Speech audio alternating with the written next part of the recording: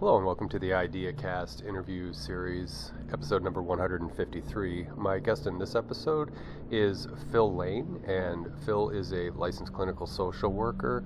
And prior to getting his master's in social work, he had gotten a degree in English and in writing. And he carried that through into his work in therapy and does a type of narrative therapy. And we talk about that. We talk about his book, the Narrative Therapy Workbook for Self-Esteem, and go over some of what that's about. So I really enjoyed speaking with Phil in this conversation, and I very much appreciate you all being here as well, and I do hope you enjoy this conversation. Thank you. And I'd like to welcome Phil Lane to the IdeaCast interview series. I'm looking forward to I'm being dishonest when I'm saying finding out about some of his work in his book, because I've already read a book and had a pre-meet conversation with him. So, but I want to find out more. So there's my honesty clause in there. But yeah, I just appreciate what I've discovered so far in Phil's work, and welcome to the audience as well. And I think you're going to find the conversation to be enlightening. And then again, there will be references and links down below in the description field to discover more of Phil's work. So, Phil, welcome. Glad to have you here. Thank you so much, Justin. I'm so happy to be here. Glad to talk to you today. Well, I appreciate that because I love having interesting guests with novel approaches to well-being and the improving of the human condition individually and as a result perhaps more collectively. So, and as I confessed to the audience a moment ago, I read you have as I understand it 3 published books, and um, 2 of them were this year, if I'm not mistaken, in Yeah, 2025. the one that you and I are going to discuss, the narrative therapy workbook, just Okay. came out 1st of July, and then there's actually a third book coming. It's forthcoming. It'll be out in September. That book is about Okay. panic attacks. Okay. Okay, good. And yes, as you mentioned, it's narrative therapy, developing self-esteem, and forgive me, I'm doing this off the cuff, is That's the okay. title of the book. It's the narrative therapy workbook for self-esteem. For self-esteem. Okay, okay. I'm glad you said you were able to get it correct. Bad host, I better be but able no. to, right? Yeah, right.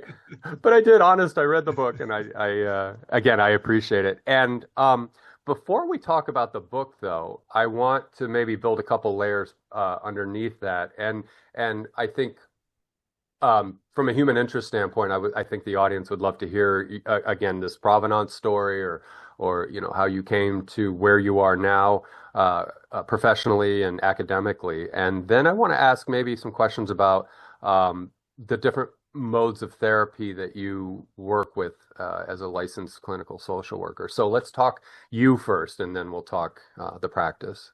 Sure. Well, you have to take a journey back to the mid 1980s, I think.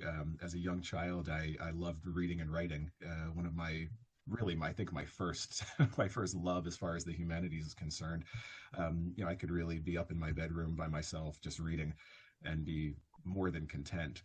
So a really early and natural interest in story, in telling story, in narrative. So truly, that's where it all began. And then fast forward, whatever, 15 years, whatever it was, when I went away to college, my undergraduate degree was in English and writing. So I carried that on. I worked in the education field for a number of years and moved on to clinical social work and becoming a therapist. Mhm. So the narrative and the story just started when I was a child and has Mhm. carried on since. Okay. Okay.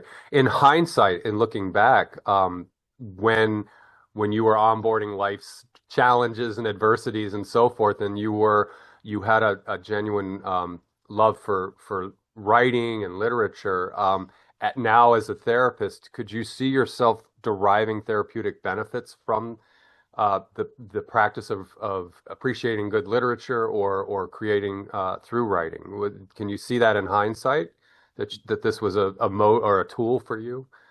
Absolutely. I don't Okay. think I connected it until I started my education as to Okay. become a psychotherapist. But, the human condition, I mean, that's what any story you read, any novel, any poem, it discusses the human condition. And more often than not, the author may not be directly presenting himself or herself, but they're talking about their experience. So Hmm. it's really the connection to the human experience, the emotions that we all feel, the challenges that we all go through. When I think about it, as a therapist, somebody comes into my office and they tell me their story. I mean, that's really what it is, right? Now, there's clinical modalities and all of that stuff, but at the core of everything, it's somebody saying, here's who I am, here's what I'm going through. So the idea of narrative and story is paramount to the therapeutic process. What Okay. I've gained from being a lifelong reader is the ability to pay attention to the nuance of the story, the themes of the story, the different genres that are within the story. And all of that is discussed in the book. I'm sure you and I will discuss it further, but Hmm. that's the way that I take that love that I cultivated as a young child and can apply it in my clinical work. The practice of narrative therapy is it's novel. Sorry, throw that pun in there. And does it let me ask this the right way.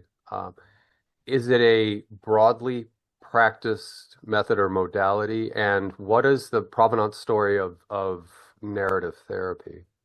Narrative therapy is a relatively new modality Okay. comparative to a lot of other popular modalities. Take CBT, cognitive behavioral therapy, for instance.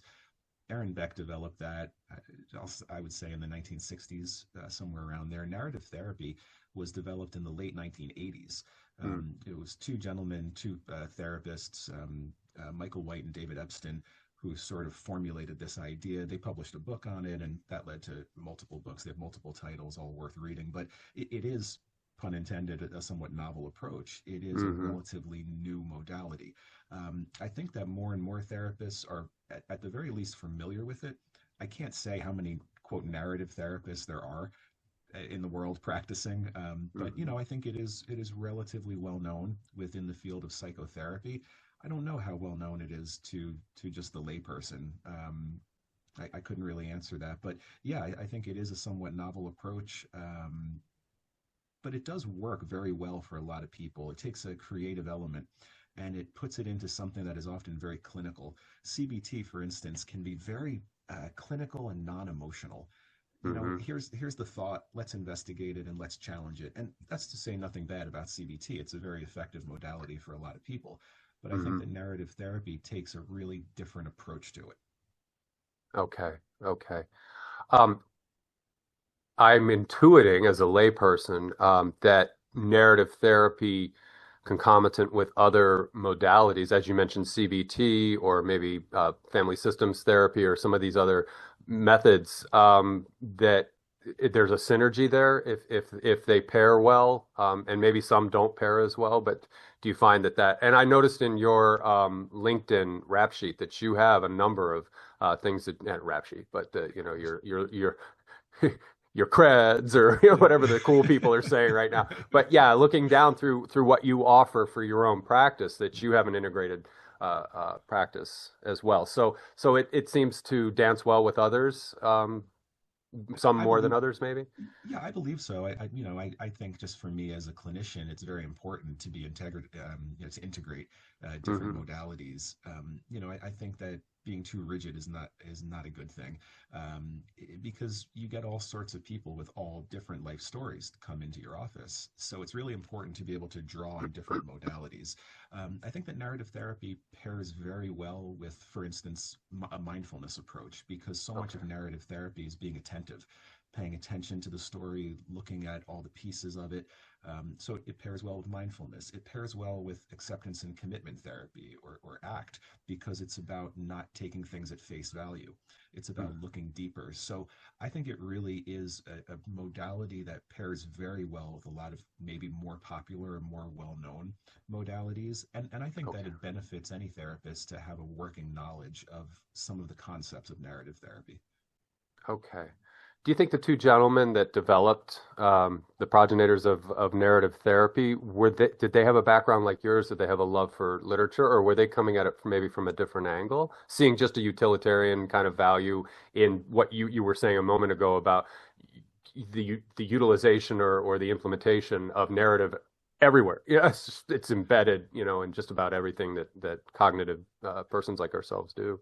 Yeah, I imagine it was both. You know, I Okay, don't think okay. I personally don't think that you can find narrative therapy interesting unless you have some sort of a, That's a true. respect for story Yeah, or narrative.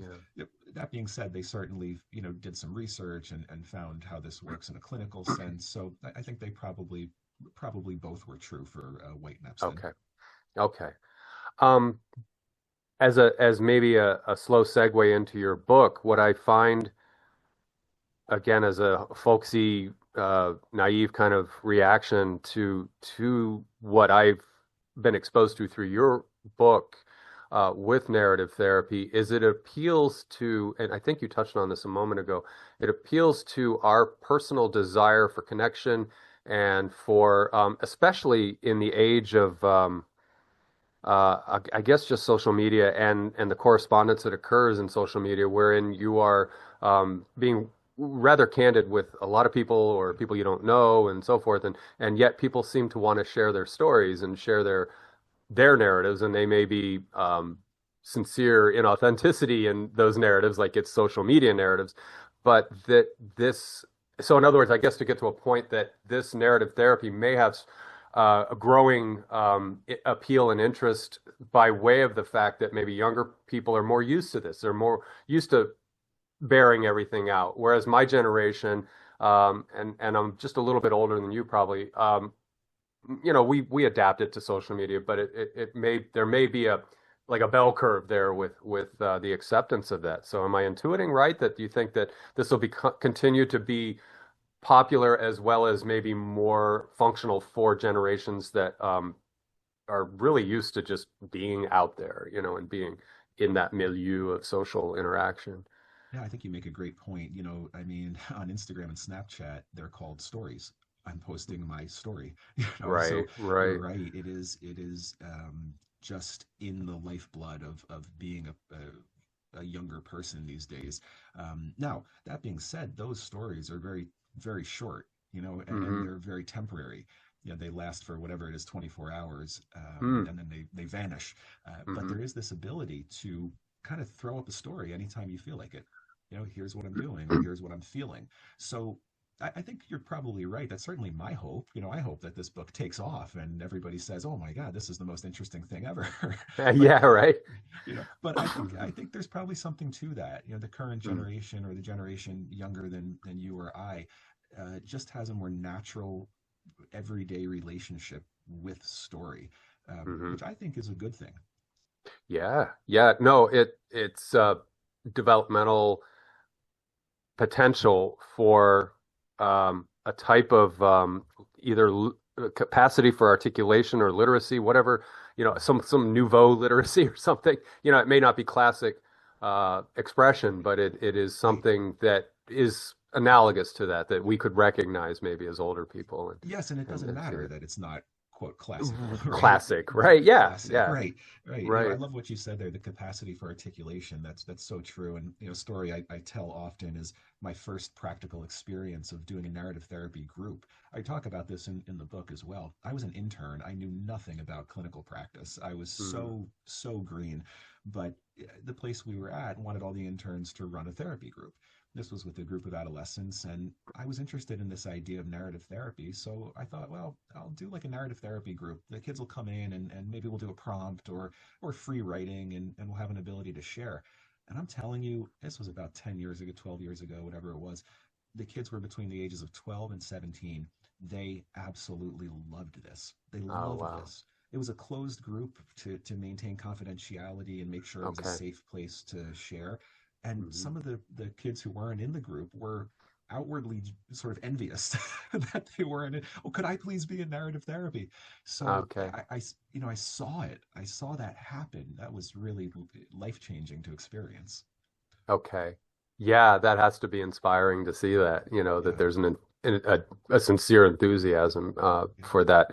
Um, Now, in having said all this, though, in reading your book, especially in the first couple of chapters, that there is a caveat to all of what we were just talking about, in that, so I'll use, I think, the first one or two chapters as an example that, I as your patient might come in or client what's the right word? Client or patient? I say client just because Client. Okay. I don't want the folks I work with to feel medicalized, but I think Right. There you go. either one Thank is you. okay. Thank you. Right. Yeah, I hear both. So I was like, "Oh, what do you think?" So anyway, Yeah. so as a client, I come in and I have my narrative and like I'm Justin, I'm neurotic and I can't control my life and this tends to breed a little anxiety and this is born of this story. This is born of, a bringing up story, et cetera, et cetera. And so that is the narrative I bring to you as the client to the therapist. And so to the audience, as we were talking a moment ago, how digital natives might be really good at sharing and emoting and releasing ideas, but the purpose I think in the beginning of your book is to let's put the cards on the table about your current narrative, your current anecdotes of what's going on in the history and the background and what's in the present moment. So do you want can you take that and run with it a little further and say that this is it's reciprocal, it's reciprocating, a narrative that you bring to the therapist, and then what you and the therapist can work on, that if there's something negatively affective or valent, that you can bring something else to the fore. Sure. I think the narrative therapist is immensely curious, and it's no different than reading a novel that you're engrossed in, and you want to know what happens next, and Mhm. you want to Mhm. understand what all the themes are and the symbols, and it gets you thinking. So if I'm working with a client and we're taking a narrative therapy approach, I am immensely curious. If you come in, if you're my client and you say, "Hi, I'm Justin, and my dominant narrative, the story I tell about myself is that I'm neurotic," I want to start asking questions immediately. How do you define neuroticism? Mhm. Why that word and not another Mhm. word? What's the connotation? It's a very literary approach if you look at it that Right, way. right. And we start to uncover different meanings, different places that self definition or designation came from. Maybe that was a narrative that's been inherited from somebody else. Hmm. So yeah, I think the first step is curiosity, no different than being really curious what's going to be on the next page of this book that I'm loving, that I'm reading. Hmm. Hmm. Yeah, so you're quite invested in that story, which Yes. is nice because sometimes one of the stereotypes of psychologists and therapists and so forth is like they're in the chair, and they're maybe Yep. doing something on their phone, or in the 70s, like the Bob Newhart show comes to mind, and Yeah. he's probably reading another book while the other person's just having a Right. cathartic mind Right. dump, Right. let him Right. go. Right. But But that's but the narrative therapy thing of not only being invested, but we're honored that you're yeah. coming in and here's my story and I trust you with it. And Yeah. in hindsight, that was what was happening in that narrative therapy group with those adolescents, was the Okay. stories were being honored. Everybody in the room was interested in the story. And that's pretty radical when you think about it, because think about how often in our daily exchanges there's not a lot of depth. How you doing? Good. How you doing? Good. How are things? Good. We don't really we don't really get narrative about these things. Yeah. Yeah. Now I'll throw a zinger in, a zinger Sure. question in, because this is probably a reality in the work you do. If I come in, I'll just keep using me as the Sure, as the yeah, good. client, and probably there's truth to whatever I bring forward. But let's say I come in and I have, on a scale of 1 to 10, I'm like a 6 for a little bit of grandiose narcissism, and so the ability to crack that nut and get me to come down maybe to a 3, where I'm egoic, but I'm nonetheless self-aware and really interested in getting some of this existential garbage out, and or whatever it is that needs to be worked out in therapy. Are there hacks, or I say hacks, but are there means and methods that somebody who's pushing up a little bit on grandiosity, that they can become more transparent and more honest with their reevaluation or their rewriting of the narrative? What a great question. I have never thought about if narrative therapy would be effective with somebody with narcissism.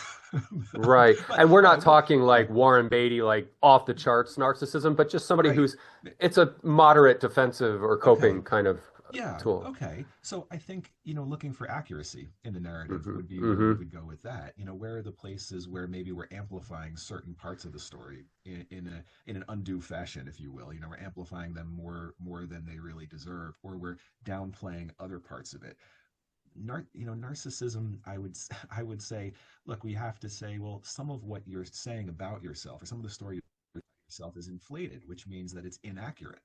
So Hmm. we want to make this more accurate. We want to make it more holistic. And the book gets into the idea of locating the missing story parts. So with the example of a narcissist or somebody bordering on narcissism, it's kind of like, hey, there's also times, and we do this very compassionately, by the way, there's also Mm. times where you've struggled. As great as you are and as wonderful as things have turned out for you, part of your story is also the times that maybe you didn't succeed, or you fell but you got back up. So it's the inclusion of all these parts of the story, not just the parts we choose, because that's something we certainly do, is we choose either the really bad parts or the really good parts, and that psychological defense mechanism of splitting. It's either this or it's either that. Narrative therapy is an exercise in wholeness. It brings Hmm. all of the elements together. Okay. Because I know that could probably be frustrating for therapists to contend with, right? Because you'll if you going up the scale, it seems like you'll get the resistance or the pressure or the pushback, and then you get Well, the yeah, okay. yeah. No, I'm sorry. I No, didn't mean to step on you there. no, no. So I'm drifting, but okay. just I, so in we other don't words, have I enough watch skill for that.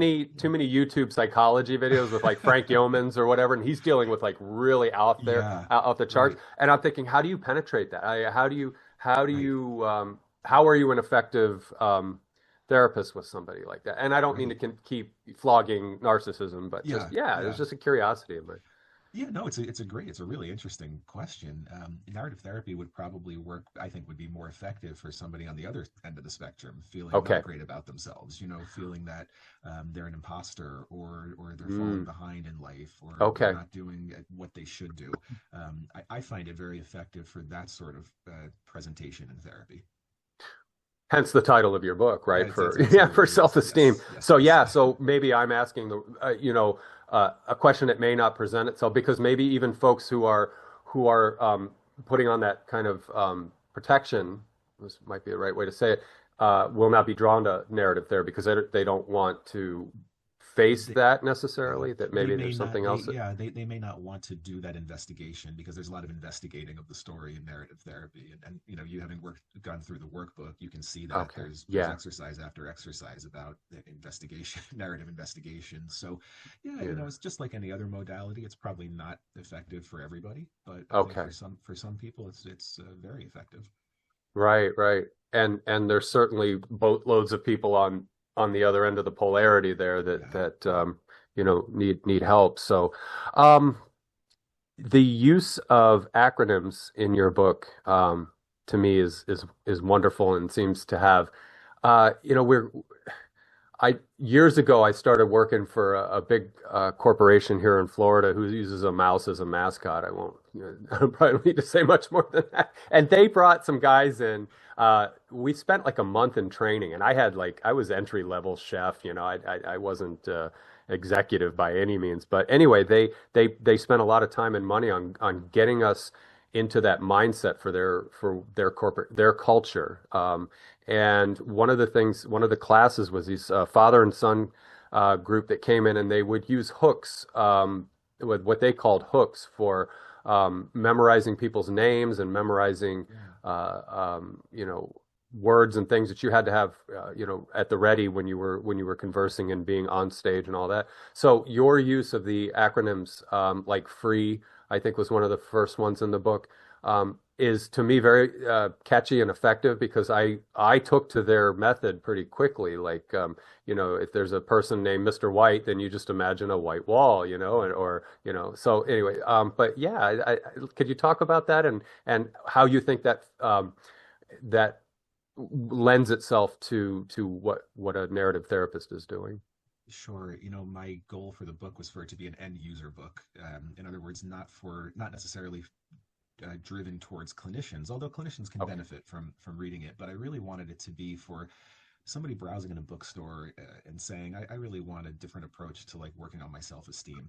So I really needed to find some kind of crossover, from because the concepts of narrative therapy are pretty in depth, if you ask Okay. me, and they can be somewhat clinical. So I really needed to find a way to connect them in an understandable, accessible fashion. So the use of acronyms was really a way to do that, to sort of crystallize a lot of these complex concepts and make them a little bit easier to digest, while keeping the spirit of them, and not losing anything. So that was, where the idea of the acronyms came from, and wanting it as a workbook, wanting it to also be just that, something that as you're reading, you're working with it.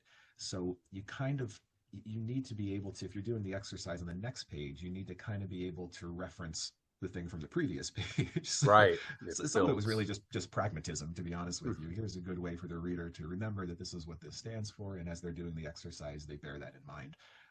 When I started writing it, I had no idea that I would use so many acronyms, but it ended up making sense as I was doing the manuscript. So Excuse me. And I think if somebody commits to the book, that will pay off. That that they will embed themselves, and that they can come out when necessary, and you'll be like, aha, and it's just like that class, that silly class I took 30 years ago.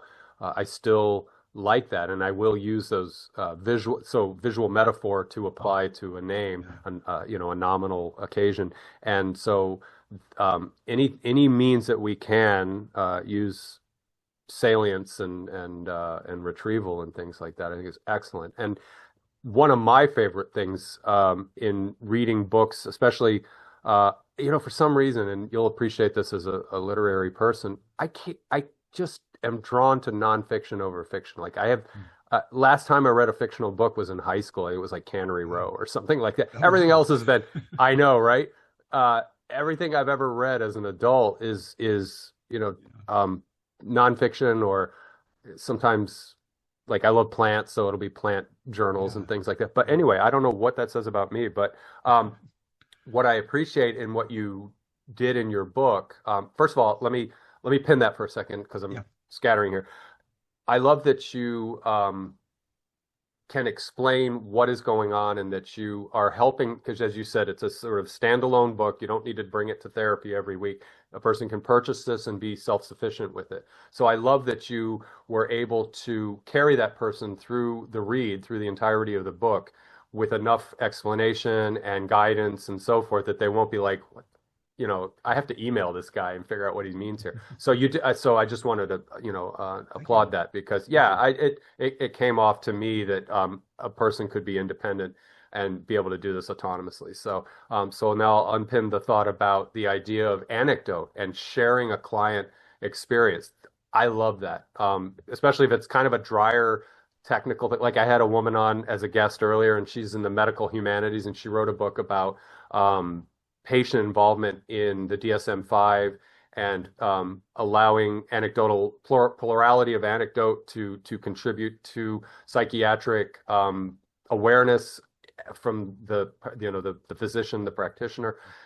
So she wrote this really amazing book, but it was heavy, but she would throw anecdotes in there, and that would rekindle my, oh, so, and Yeah. I'm sure that's universal, but I just absolutely adore that when you can bring a case study in, or a patient or client rather, case in point, and weave that in to what you're doing. So I'll stop rambling and hand that back over to you, because that's something I admire Yeah, a I think lot. that's really important in any psychology or self-improvement book, because it's really theory and practice, right? It's one thing to just Uh-huh. read the theory and the concepts, and that can be helpful, of course, but I think getting a window into, for instance, the therapy session, or what the conversation might sound like with the narrative therapist, I think is very important.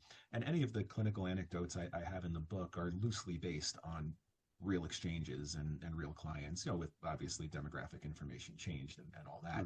But Mm-hmm. I think that's very important in really amplifying and highlighting the concepts, and showing what they look like in practice beyond just the definition of the term. So I think that that's really important. That was absolutely something that I really aimed to do throughout the book whenever I felt like that would really be necessary, just to further the clinical or the definition type of information. Mm-hmm. Mm-hmm. I think it really, speaking for myself, it just draws me in, and I see, similarity or commonality in, experiential, phenomenal commonality in somebody else's story. So there's, like you mentioned, Wow. imposter syndrome earlier. Mm, You had, I think he was an attorney, and he was struggling with that, and he was having troubles with his trying to have children, and so people can connect to that and relate, and Yes. then they get invested because they're like, wow, I see myself, in that story. Yes. Yeah, Absolutely. Which of course comes right from literature, that idea of the human experience and shared yeah. lived experience.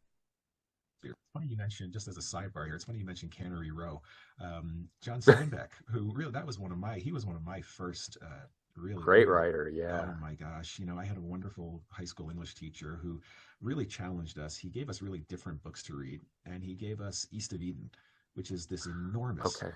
John Steinbeck book, and it's really based on the Bible, but it's this story in California, a family in California, and just just when you said Cannery Row, it just something lit up in my mind. So I just want to throw that out there. You never know. So there you go, from East of Eden and John Steinbeck to writing a psychology workbook about narrative therapy. You never know. Everything's connected. Somehow. Everything is intertwined. Yeah. Um, well, I'm glad that invocation was good because it was the last. So maybe that's all I needed in my life was Cannery Row Maybe. because I loved it. I read it. At first I grumble because I'm dyslexic and reading is tricky, Yeah. and which is why I'm probably more drawn to technical things or nonfiction. But I really ate that book up. I really appreciate it. Maybe it was some of the debauchery, like the wine Yeah. consumption. I don't know, the Yeah. hedonism, Yeah. I but mean, it was but really a story of Skid Row, right? That's really yeah, what it is. Yeah. basically Right. getting drunk on cheap wine, and I'm like, I Yes. can dig it. Yeah. So anyway, but maybe that's all I needed in my life was I should really, I'm in those so-called Renaissance years where I can play around and Yeah. stuff like. I Well, should jump into somebody's. Read Travels with Charlie. It's John Steinbeck, but nonfiction. He takes his dog in the Oh, 60s, shortly before he passed away, and he takes his dog okay. and he drives in his little camper across the country, and it's all his observations about America in the Oh, 1960s. Excellent okay. book. Yeah. I will, because a cousin of mine gave me a book about. I don't remember the title, but it was nonfiction, but it was a beautiful narrative, and it was these two or three kids, three guys in their 20s, I think, and they hitchhiked from Tallahassee down to like Miami, and I live in Florida, and I'll be damned if I can't remember the title, but just the crazy adventure. They had rules like they couldn't. Um, I think I can't remember if they could sleep in hotels, but it was just absolutely a hellscape story of like three guys saying that they were going to walk all the way down to Miami. I think Lawton Chiles or somebody had done that historically. One of the governors of Florida did a walking Interesting. campaign, and but these kids got into so much craziness, and and Yeah. and as somebody who's lived in Florida for 30, almost 35 years. I can relate to the insanity of each, location because, Florida is just Right. crazy. So anyway, so that was flirting with fiction because it was well written and very creative, Yeah. Yeah. insights and the embellishment of what they were going through and the gradual degradation into insanity It's towards it's got it's got a Miami. little it's got sounds like a little taste of like a Hunter S. Thompson type of thing, like Yeah, you can sniff a little of Thompson because I yeah. know Thompson through video and film and stuff like that. This is bad TV here, but I wanted to see if I could see that. I'll email it to you because you Oh, you okay. would Thank like the you. book. You Okay. would like the book. Thank So you. anyway, so to get back, I'll put us back on the rails now. Yes, thank you. But no, that was a good tangent. I think that was neat. Just because how literature, Yeah. even if it's nonfiction, it's so engrossing and it's so Yep. impactful. Yeah, because despite the fact that not to keep talking about me, but despite the fact that I don't go into fiction, a lot of the things I've read that aren't fictional, just trajectory shifting and perspectively Right. Right. shifting. So here's to that. Here's to more of that. Now here's a tie-in we could do. We were just talking about digital natives and people being more into devices and things like that, and we could include audiobooks and things. As a literature person, what are you seeing? What are you reading in the crystal ball about the future of writing and literature? I know this is another tangent, another deviation, Yeah. but I want to get your insight on that because I think that's important, and it probably might, relate to go back to therapy. Yeah. What do you think the next couple generations are going to be doing with Yeah. with writing? Geez. I mean, Listen, I don't think I hope that there will never be a time when, we don't have the good old standby actual book. Mm-hmm. I Mm-hmm. think that there will always be, folks who want to write books, which is wonderful. But I think there's obviously a lot of different mediums for that. There's people who will read a book on their phone. Mm-hmm. There's a lot of different ways of telling stories. So I don't know. I mean, I don't have a crystal ball. I think that story has always been, go back all the way to primitive cave art. It has always been a part of our nature and who we are. I think it always will be. The Mm-hmm. mediums will always change and shift. But yeah, I don't know. That's for the next generation to worry about, not me. Yeah. Yeah. Well, I know in looking at the millennial Gen Y, I love the fact that they've rediscovered vinyl. Yep. And for a little while, they were tinkering around with typewriters. So I almost Yeah. wonder if paper books, maybe for Gen A, they'll just be like, my grandparents had this. You know, it was Right. published in the Right. 20th century. Right. So, Right. I so mean, maybe it'll that's have so that's resurgences. that's so true about vinyl, right? And Yeah. think about, as somebody who's always listened to music older than me, Right. I've always listened to, Bob Dylan and the Grateful Dead and Right. Yeah. all those wonderful literary singer-songwriters. Hmm. And the fact that vinyl has made this comeback, and this is not a fluke anymore. This is here. Right. This is like, Right. Right. so yeah, you make a great point. This return, almost like return back to the earth. When people want to go back and homestead, that's what it's like with literary things sometimes. This return back to basics. We've tried all the other things, but it's the pure, the original that is really what it's about. And Yeah. that doesn't mean you can't listen to a song on Spotify. It might just mean that if you have the original pressing of Highway 61 Revisited, you want to hear what it sounds like on vinyl and you want to hear the crackle in the song. Hmm. Yeah, yeah, for sure. In fact, years ago, I had a friend. I'm still friends with him. We took a Diana Ross album, vinyl, um, analog recording from, like probably a pressing from the '80s, and then a CD of probably that Sergio Moroder's "I Feel Love," like one of her classic. Uh, did I say Donna Summer? Yeah. Anyway, Yep. okay, thank you. Played them one after the other, and the Yeah. richness of the analog sound, we were like, oh my God, because digital has to compress, it has to, and Right. they just assume you're not going to miss some of the nuance, and it's like, Right. Well, I wow, don't know we about couldn't you, but believe the I've difference. never, I've never, even though I've tried, I've never been able to really read a book on a Kindle or on a Yeah, device. I yeah, really haven't. I've tried, and sometimes I'm waiting for my oil to get changed or something. I don't have a book with me, so I'll try to read it, on the Kindle app or something, and it's just not the same. So I think it's right. it's very similar to what you're saying. It's seeing it in its purer form, its original form. When my first book was published, the first thing I wanted to do when it came out of the box was smell Yeah, it. that ink smell. Yeah, I Yep. know what you're saying.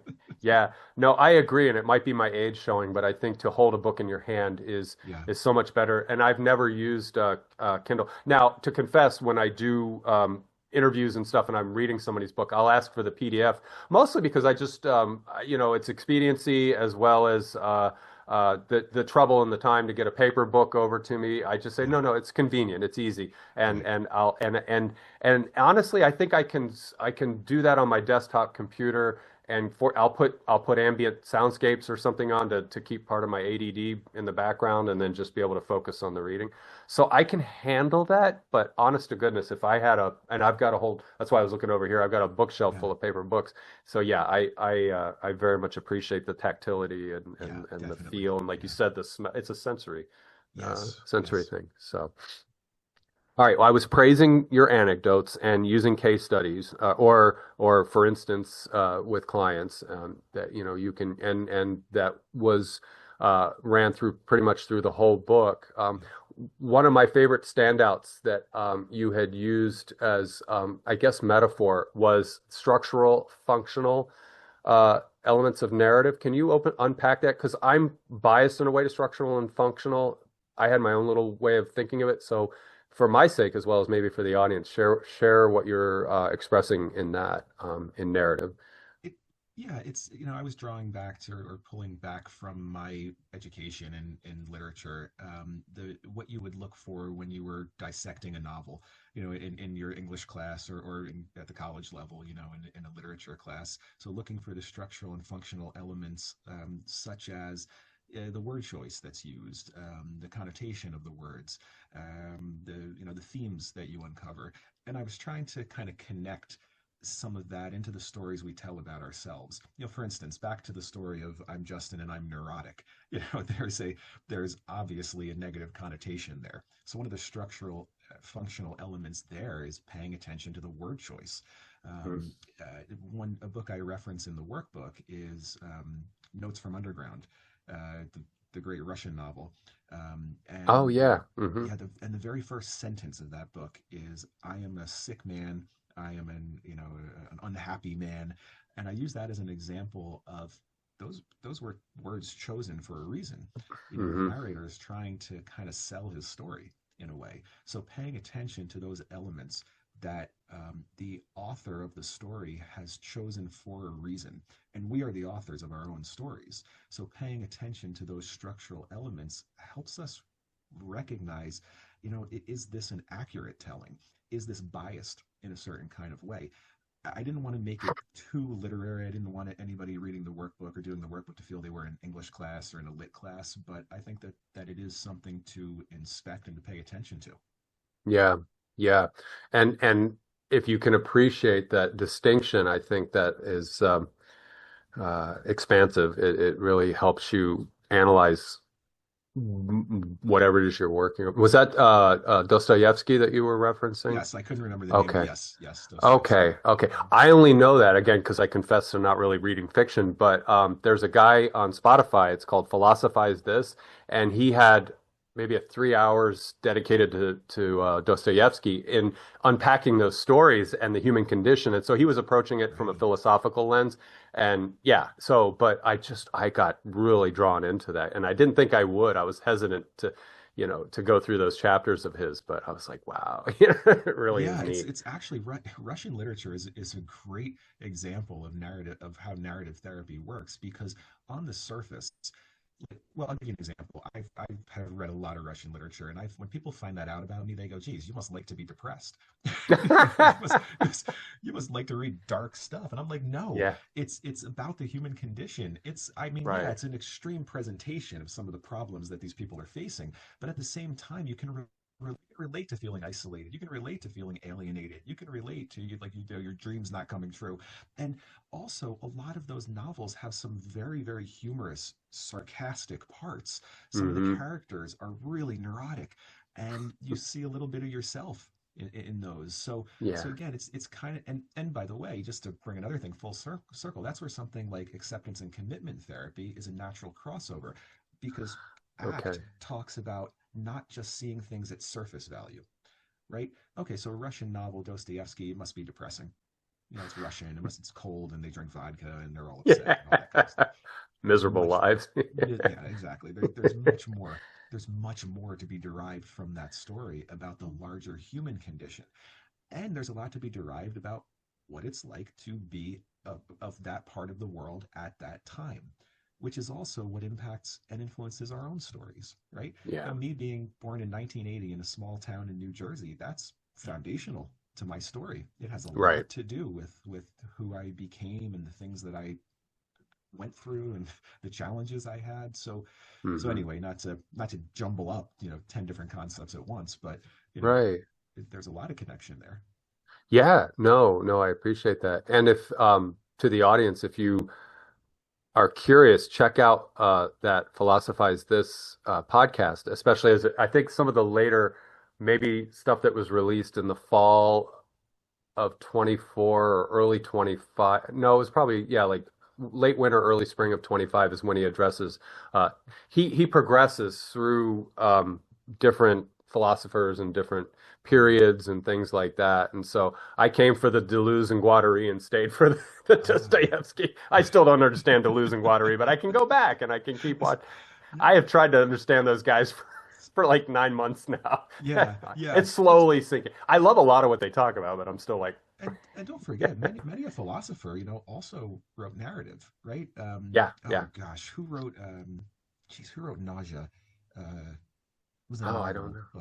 but Was it anyway, it was uh, gosh, it's escaping me, but he was a very well-known philosopher. okay, okay.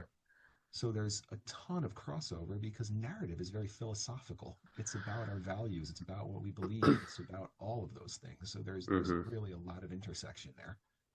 Yeah, and part of my interest in modern philosophy, because I love the old stuff too, like the 19th century German idealism is interesting, and then sort of Greek philosophy has its own thing going as a foundational. But what I love about the modern guys, post-structuralists and things like that, is they're just trying to ask questions from maybe more modern language. So again, people like Deleuze-Guattari and Saussure and oh, who's the one guy that's doing the triadic semiotics? Peirce, C.S. Peirce, I think but they're all asking these kind of questions like how do we sense make with the world, and then how does sense turn into meaning? How does meaning come into purpose? Yeah, right. And so their insights, you can poo-poo them, but it's just a lot of richness in there, especially the words that they choose to try to help Yes, reframe things and all that stuff. yes. So yeah, yeah, it's a kind of narrative therapy in its own right because they were angsty guys, like those existentialists. They were, Well, existentialism really has a place in psychotherapy.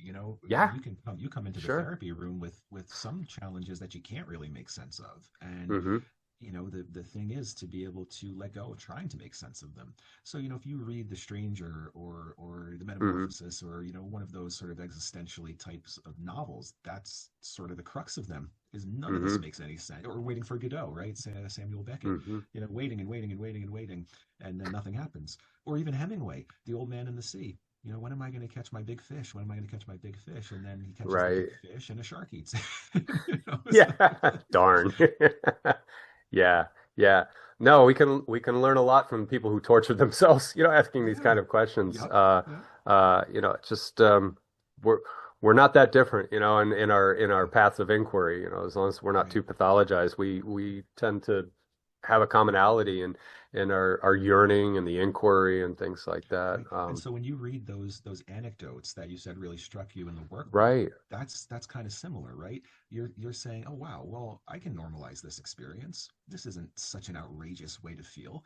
Hmm. So the old man in the Hemingway novel, I mean, it's an extreme presentation for a reason, but it signifies like really wanting and desiring something and having to deal with not having it happen. Right. And that's an Right. eminently human experience. Yeah, yeah. And as I like to this would apply for literature, as I like to look at the philosophy guys that are all dead now that I appreciate. It's like they're standing behind us. The literary Yeah. greats and the philosophical guys that are asking all these questions are suffering for us, that everything that they did. In fact, I had another recorded conversation a couple days ago, and we were talking about Viktor Frankl and what Mm. he went through, and he's standing behind us, and his suffering was alchemized or transferred into some really impactful things about how one can get oneself through Yes. a mire or a challenge or a disaster or whatever. These kind of people that went through the crucible, are standing Yeah. behind us as Yeah. ghosts, if you will. That's so interesting. You mentioned Frankel. He's mentioned in the workbook. Yes, yes. Because there's one passage in there in particular, and this kind of speaks to the multi-genre that I discuss in the workbook, recognizing that our stories are never really single genre. They're not just tragedy or just comedy. But Frankel has a passage in Man's Search for Meaning where he's talking about how the use of humor in a concentration camp was part of what got him through. And Right. he makes a Hmm. point of saying the reader may be astonished to, well, that's an understatement. He might be astonished to think that laughter would have any place in a Nazi death camp. But he makes the point that it affords, I think he says it affords us an aloofness, an ability to rise above the situation even for a few seconds. Yeah. Um, so there you have it, and there's a really, it is a psychology book, Man's Search for Meaning, but it's also narrative. It's the Hmm. story of what Frankel went through. Yeah, absolutely. And I can as a very casual, very informal student of Irish history, they had the same thing, very gallows humor, because there was a Yes. lot of death during the famine and Yeah. the British Yeah. landlord thing and all that. So they just developed a really sick sense of humor, Yeah. a lot of alcohol Yeah. and gallows humor that got them through, and they could deal with the horror. Just like Frankel and all of the other persons in the concentration camps had to deal with that. You could turn to catatonia, or you could turn to sort of like maybe more pragmatic means of getting through each hellscape day after hellscape day, Right. and Right. just having a sick sense or a wicked sense of humor, whatever it is. Or just being open to absurdity, right? Yeah, yeah, Looking at the world and saying, yeah, I don't know if I'm allowed to curse, but it's a shit show, yeah. And Oh, yeah, so, you can curse. okay, Yeah, good. So yeah, and accepting that rather than, as you said, yep. going into a catatonia or some sort of a vegetative state because we can't deal with it. And that's part Hmm. of the narrative too. Is my life has sometimes been difficult. There are some things that I can actually look back and laugh at, and that is what carries me through. So I think that's a very important part of the narrative approach is multi-genre in our stories rather than just single genre. Those dominant stories are single genre. Hmm. Just in the neurotic, there's only one genre to that. And I don't even know what it would be, but it's not a very positive one. Yeah. Well, I happen to bring out neurotic because like I don't know, like the ocean and canoe scale, they're like you're high neurotic, and so I always like to think I'm moderately. I give myself latitude that way. It's like I can be messy, It's like, and Yeah, I can be sloppy and stupid, and I won't hold it against myself. So I right. actually wear neuroticism as a kind of not a badge, but it's just like an affordance. It's Oh, granting myself yeah. a space to just be a mess, and not feel Okay. shame for it. Well, that's wonderful self-acceptance right there. And Yeah, since you love to read nonfiction, God, read any psychology book from the 1950s. It's all about being neurotic. yeah, yeah. I think that's where, like again, those scales or the personality to whatever that is, probably could be subject to criticism or whatever. But I mean, they still have purpose, structure and function and organization and all Yep. that. But yeah, so it's kind of like a tongue in cheek when I say that. But one shouldn't worry too much about how they're perceived publicly, Right. because I'm happy to make an ass of myself. It doesn't matter. I can take it. As long as the trolling's not too hard, because if they start trolling, then I can get vicious. Yeah. So, Yeah. Yeah. roll with me on the joke, and then we'll be okay. So anyway, what I'd like to do to on my end round out the book, and you can run with it as much as you want, is going back to metaphor. I think we touched on it lightly, but you used, I believe, a riverine or a river metaphor, and then the tree metaphor. And I'm a plant person, Yeah. so that you Yeah. used the aspect of the tree as signifiers to again, I like the word hook, so it's like you can catch something and see it as a visual cue. Like again, the leaves on the tree, the branches, the stem, the roots, and things like that. So I guess broadly speaking, on metaphor in the work you do as well as the book itself, if you want to approach that. Sure, sure. I'll discuss the idea of the river and the tree, which I use in Mhm. the workbook. But the river signifies the before. It's the past. It's the tributaries, Okay, the smaller streams that influence okay, that narrative that we have about ourselves. And I know I have an acronym in there that I don't remember exactly what it is, but I have some acronym in there about that. It's where you're from. It's who raised you. It's what okay. generation you grew up in. What the societal norms were at the time. These are the things that flowed into your narrative and influenced it.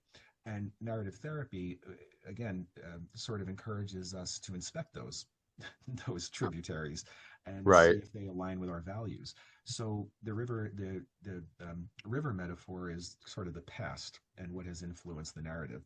The tree represents the future expansion of the narrative. Hmm. Hmm. Once you've solidified what the roots of that story are and the foundation, and you now have an accurate view of it, it's not a view that's tainted by the beliefs of others. It's really your accurate, authentic way of telling the story. There's room for further growth, and so there's what I call these sort of narrative buds. You know, Okay. to use myself as an example, there was a time when my narrative was not being a dad 'cause I didn't have a child yet, and I do now, Hmm. and so that narrative changed and something grew out of that. Okay. So that's kind of the metaphor of using the river and the tree as a way to look at our narrative and where it's come from and where it's going. Okay. Okay. Um, and I do want to address the three parts of the book, but there's a tangent I want to go on because we were talking about Deleuze and Guattari earlier, and what you just said, the Bud, to use their language, they have this triadic system of territorialize, deterritorialize, and reterritorialize, and it's obnoxious, Ah, but it basically describes what you just said. Like mhm. you're a person and you were childless. So you are territorialized as a person, and then you become deterritorialized as the Ah, onboarding of the child being born rather than onboarded, born, and then you become reterritorialized as a father. So that the interesting. old identity is pushed back. So that's one thing that I do kind of understand about their work that I just think is really neat that it's this Wow. continuous cycle. One reference is that a stick laying on the ground is territorialized. I deterritorialize it by picking it up, and then I swat an apple off a tree, and then it becomes reterritorialized as an apple swatter or whatever. That's a silly thing, but Interesting. that, yeah, yeah. Yeah. So sorry, I had to throw that little tangent Yeah. in Yeah. there. No, But it's really on point with what we're talking about. You know, yeah, it's that in narrative therapy, we might call it more restructuring of the there you narrative, go. There you go. you know, or scaffolding of the narrative. The scaffolding concept is kind of like what you do to if you ever walk down the street in, you know, New York City or somewhere and you see all those, you know, ladders and things on the side of the building, and they're not tearing the building down, but they're taking parts out and replacing them. Hmm. They're refurbishing it, they're updating things, and that's kind of what we're doing, especially in part three of the workbook. That's a big piece of the Hmm. narrative approach.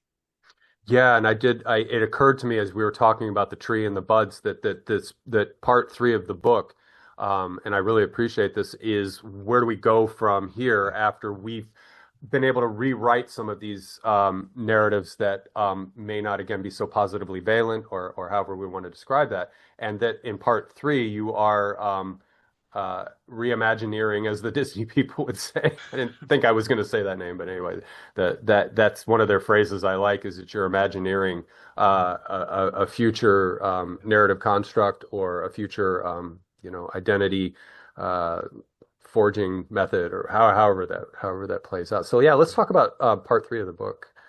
Sure. What And do you want to talk about? well, the value that it has in and correct me if I'm inaccurate. Like parts one and two are kind of not necessarily deconstructive processes, but they are introspective processes. They are means of a recalibration and reassessment and rewriting basically Yes. what some of the old I am this, I am that, I am not this, I am not that, and then so part three is more of an additive rather than subtractive, I think, and more again positive. Yeah, additive and positive in the sense that it is building and constructing rather than self-analyzing or Yes. introspective. Yes, Okay. which is what the parts one and two have led up to. And I use Okay. the phrasing, your narrative being a living document. Okay. That's what I want the reader to take away. It's a living document. It continues to be written. We don't change the past, right? But we can certainly investigate and make sure we're telling it accurately and we're not leaving parts out. So part three really is almost a setup for when you're finished with the book to keep some of these concepts in mind, to continue to take a very broad view, to be very objective about your experience, to own your story, you know, to be, and I talk about that too. You know, I liken it to if you wrote a manuscript, that's yours. Don't give those rights Hmm. away. You know, copyright that. Make sure you Hmm. own that. And so Hmm. that's a big piece of you know, part three. And there's a reason that part three is the shortest part of the book, to be honest with you, because it, you know, a lot of things have not yet occurred. So Right. it sets you up to be able to use that narrative approach in an adaptive way as Hmm. things will, you know, continue to unfold in your life, good, bad, and somewhere in between. Hmm. Hmm. It's like an open-ended templating process. If template can be turned into a verb, it's a templating process because you've Sure. given them those means, those um, yeah, methods, I guess, to Yeah. and I think the more you practice and the more you become disciplined with it, that it flows a little more naturally. So that, like you Yes. said, it will carry you forward in the future with that what I would call like virtual machinery, like a kind of utility that you can have uh, Hmm. in your toolbox of Hmm. self-care or whatever. So Yes. yeah, yeah. All right. So regarding the book, there's maybe one or two things outside of the book I want to ask you, and we're Sure. actually getting on to an hour. So regarding the book, what haven't we talked about? What would you like to bring to prominence in this conversation? And then, like I said, I'll have a couple other quick questions for you. But I think what I'd like to bring to prominence is that, this book comes from a very personal place. This Okay. is not, I didn't sit down and say, geez, this is a book that's going to, sell a million copies, and that's why I want to write it. I really wrote it based on my love for story and how I've seen story and narrative truly, truly be helpful to people that I've worked with in my practice. It really, I look at it as, no offense to my son, but I look at it as like, one of my babies. And Yeah, it yeah. really came from a very, just a very deep place. And I hope it will be helpful to people. And narrative therapy is a great way just to reframe things, to look at yourself as being acceptable, to normalize your experience. There's so much benefit to be drawn from it. So, I guess that's my larger message about it. Hmm. And as somebody who loves to write, I've always loved to write, and to be able to write this has been an honor. And anybody who reads it, I'm so grateful. Mm, mm. Well, I will say to the audience that I enjoyed reading through the book, and I also appreciate the fact that it's interactive. For something that is, we were talking about digital life versus analog life, that this is an analog system if you have the paper book, and it is nonetheless an interactive um, book. Yeah, I don't know. Yeah. It's not a machine. It's a book. So that it can do that for you. That you can have a journal maybe or a set of notes that you keep Yeah. independent of the book, but it produces with the book. That's Yeah. really It's cool. That's it's a book you can engage with, which right. I think is wonderful. There's great books in the field of psychology and self-improvement, but Hmm. there's a lot that you don't really engage with. They're more just conceptual.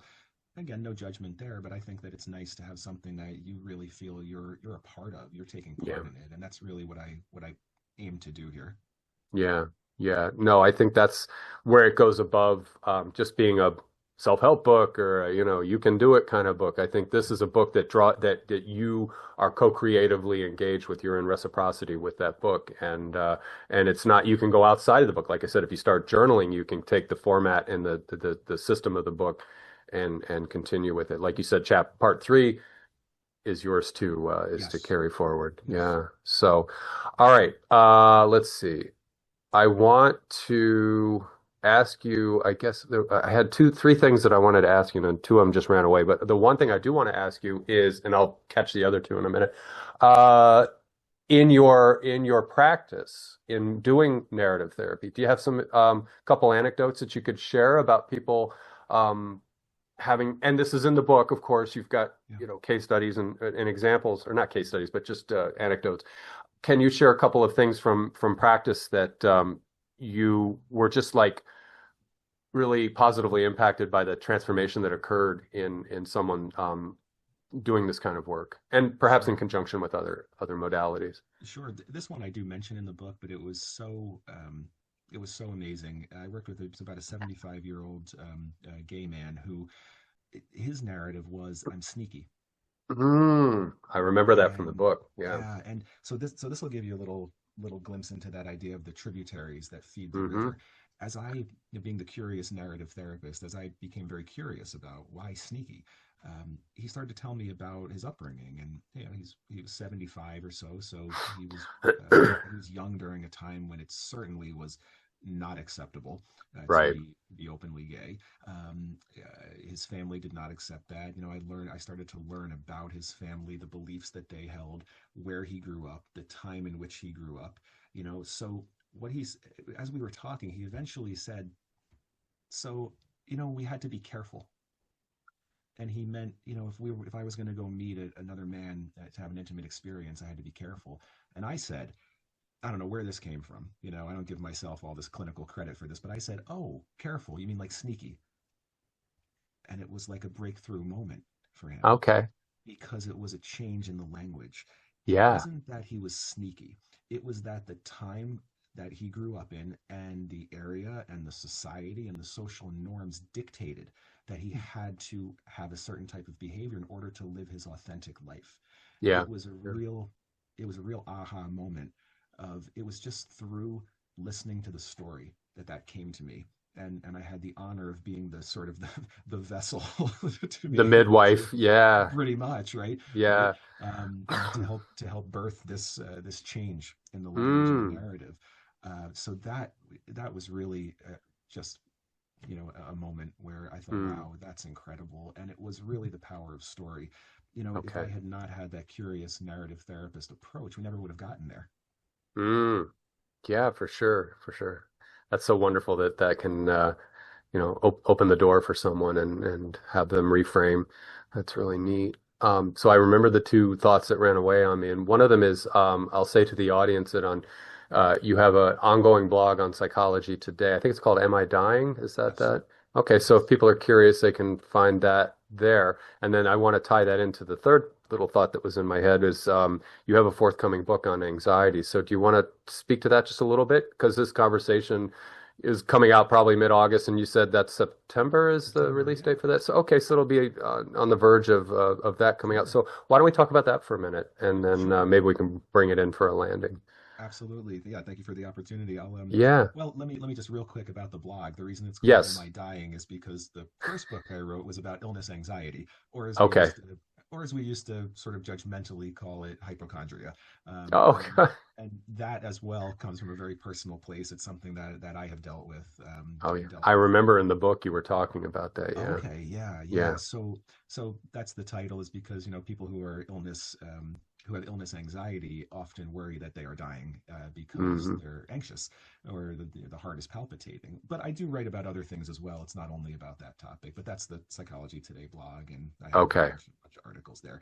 And the book that's coming out, I think it's September 9th, is called Overcoming Panic and Panic Attacks.